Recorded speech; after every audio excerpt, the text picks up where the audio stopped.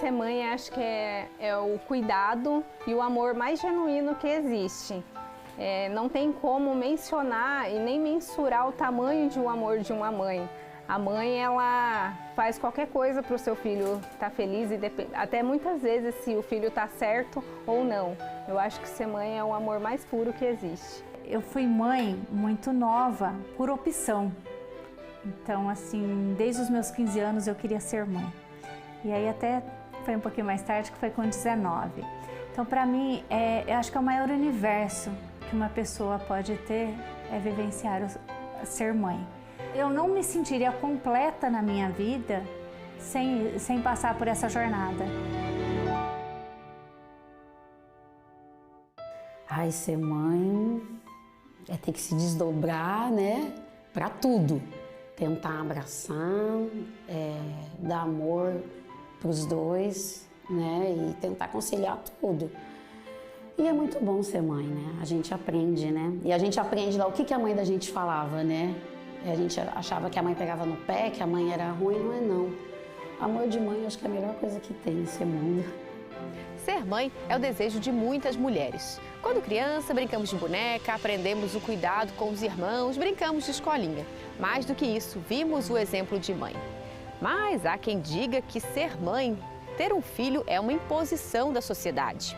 No Arquivo A de hoje, vamos falar sobre maternidade e desse que, sem dúvidas, é um dos maiores desafios da vida de uma mulher.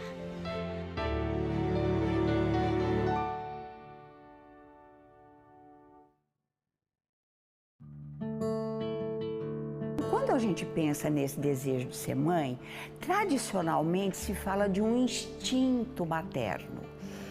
E quando a gente pensa em instinto, a gente está falando de algo programado numa espécie que necessariamente vai ocorrer.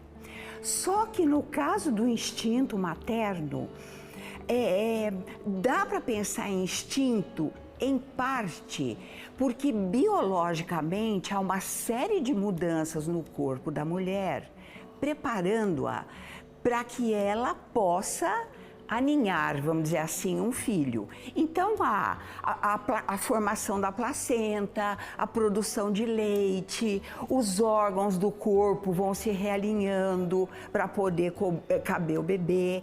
Só que uma autora bem importante como a Badinter diz que esse desejo materno, a ideia de ser mãe, foi construída histórica e socialmente. Por quê? Na Idade Média, não se tinha essa noção de que crianças precisavam ser cuidadas de uma maneira a produzirem adultos mais saudáveis que pudessem viver melhor. É a partir, por exemplo, do Renascimento e até do século XX, quando surge, por exemplo, medicina mais fortalecida, psicologia, pedagogia, que foi se tendo maiores noções sobre maternidade, o que é cuidar de um filho. Viver a maternidade sempre esteve nos planos da Elisa. Quem a vê hoje feliz e realizada ao lado dos filhos, não imagina como foi complicado engravidar e encarar as 2 gestações em menos de um ano. As 2 gestações foram um pouco complicadinhas, né? Que eu tive a do Vitor eu tive infecção, tive que fazer no meio da gestação Papa Nicolau, né? Por baixa imunidade.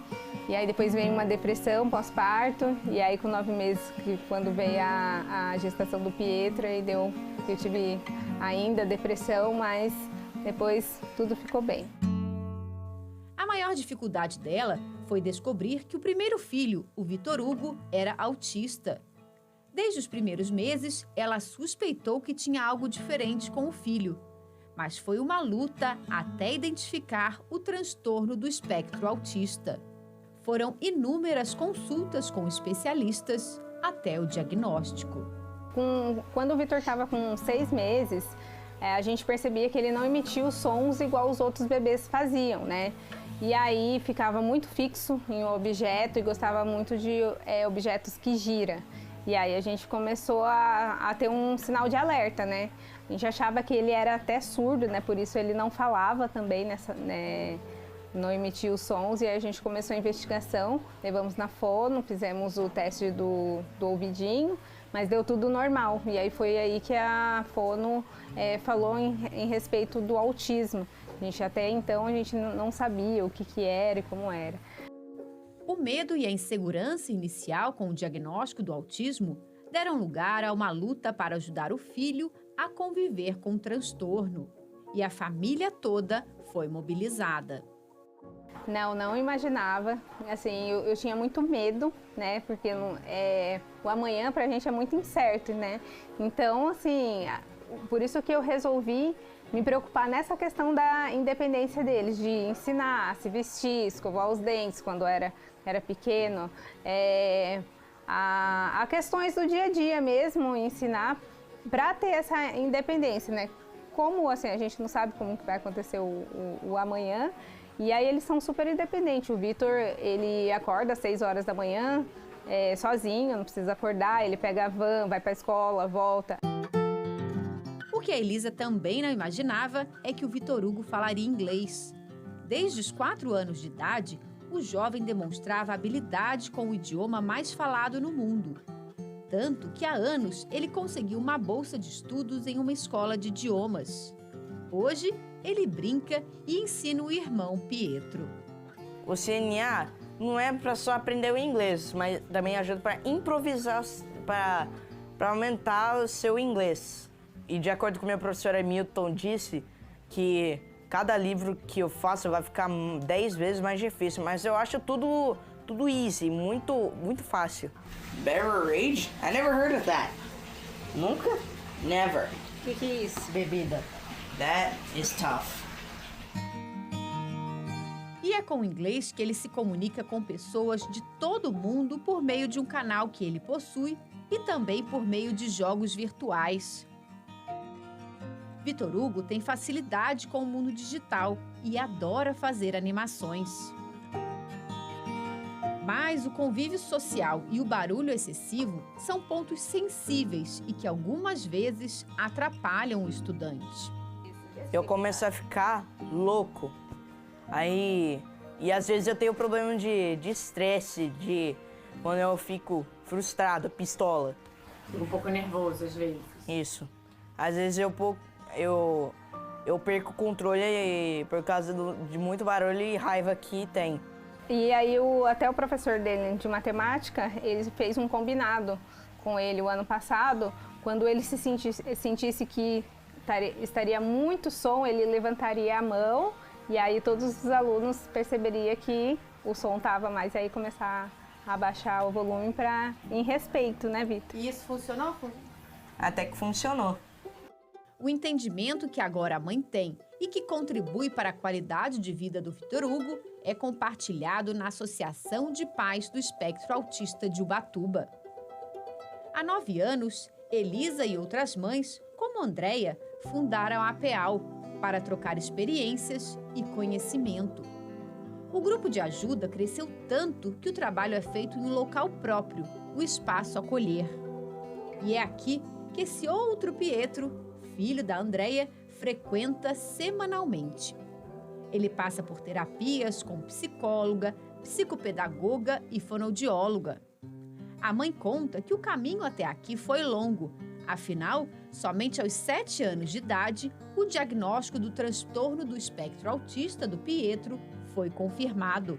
Quando eu descobri que ele era autista, eu tive um alívio, porque eu falei, a partir de agora eu posso ajudar o meu filho.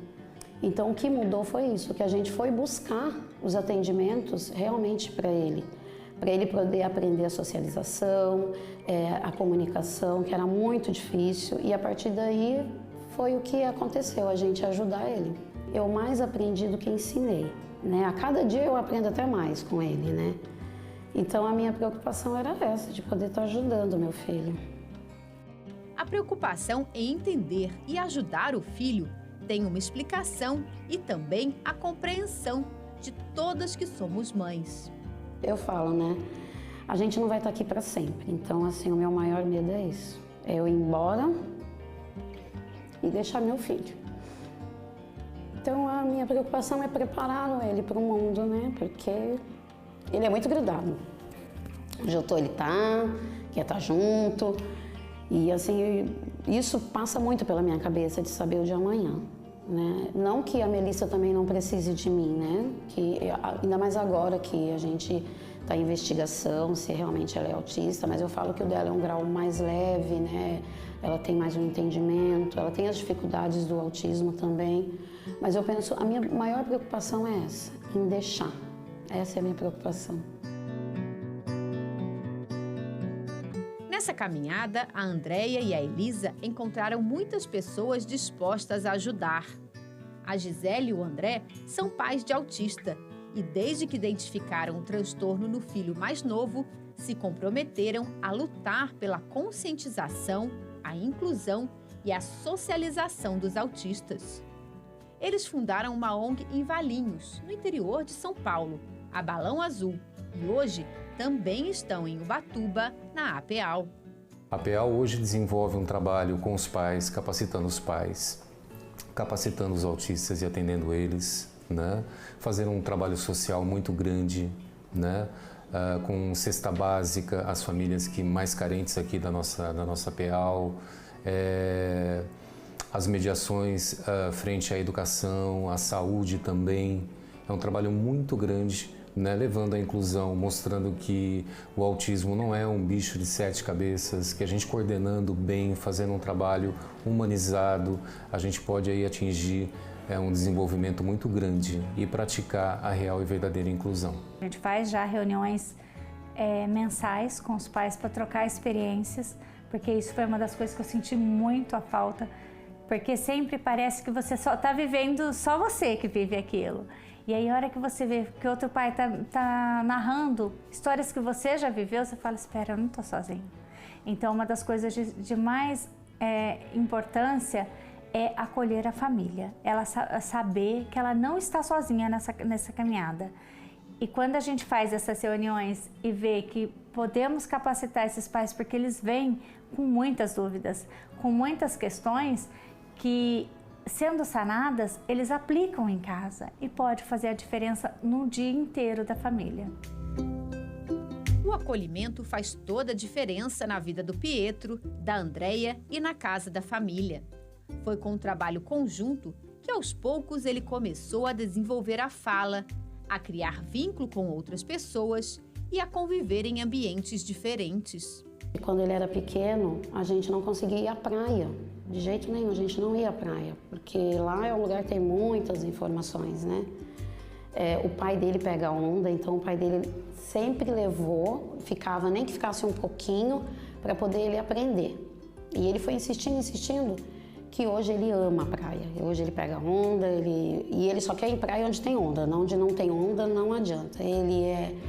Aonde não tem onda, ele gosta de ir, que tem as tartarugas, porque ele é apaixonado por tartarugas. Então, assim, hoje ele interage mais. Eu fiquei sabendo que você gosta também das tartarugas. Tartarugas. E fala pra mim, onde que você gosta de ir pra ver bastante tartaruga aqui em Ubatuba? Gosto de tartaruga por Jotamar. Tem muita tartaruga lá? Sim. Mas hoje é bem melhor, porque ele como hoje ele fala, ele entende mais, então a gente conversa bastante, eu preparo ele bastante nos lugares onde a gente vai, o que vai ter, o que não vai ter. Mas a gente tem muito cuidado de chegar no local e ver que ele não se sente bem, então a gente vai embora. Infelizmente, uma barreira que as mães com filhos autistas ainda enfrentam é o preconceito. Eu tenho algumas situações que eu viro uma leoa, tem algumas situações que eu viro as costas e saio, porque às vezes não adianta você tentar explicar para aquela pessoa. Porque é o que eu falei, a sociedade ela não está preparada e ela não quer se preparar. Diferente da síndrome de Down, que tem as características visíveis, o autismo ele é uma deficiência invisível, né? Então, por mais que o seu filho tenha o autismo leve e tenha suas características particulares, que não é evidente, quando você fala que existe um diagnóstico, a pessoa já vai automaticamente procurar o que a pessoa tem, entre aspas, de defeito ou faz de errado. E aí vem a frase, nossa, mas não parece autista. Os desafios da maternidade são inúmeros, constantes. E a maternidade de um filho autista não é diferente. Eu aprendo que a gente não deve falar coisas que não vai poder cumprir. Com ele é assim, se a gente for falar para ele, tem que cumprir, porque se não cumprir é bem complicado, no momento que eles entram em crise. Eu aprendo que a gente realmente tem que ter uma rotina mesmo, seguir uma rotina, os horários, eu aprendi muito com ele isso. E o amor verdadeiro, porque eu vou falar, eles têm um amor que é impressionante. Eles se apegam numa pessoa e quando eles não gostam é porque algo tem. Eu tive que me desconstruir como mãe e me construir mãe de autista. Isso é uma coisa que todas as mães têm que fazer. Eu tenho 4 filhos, os 4 foram tratados iguais. O que eu fazia com o Miguel? Eu entendia a limitação, mas não deixava ele fora da condição. A gente não dá tudo para eles, né, para eles aprender a pescar, mas tenta dar o amor maior que eu tenho assim dentro de mim, é tudo que eu dou para eles.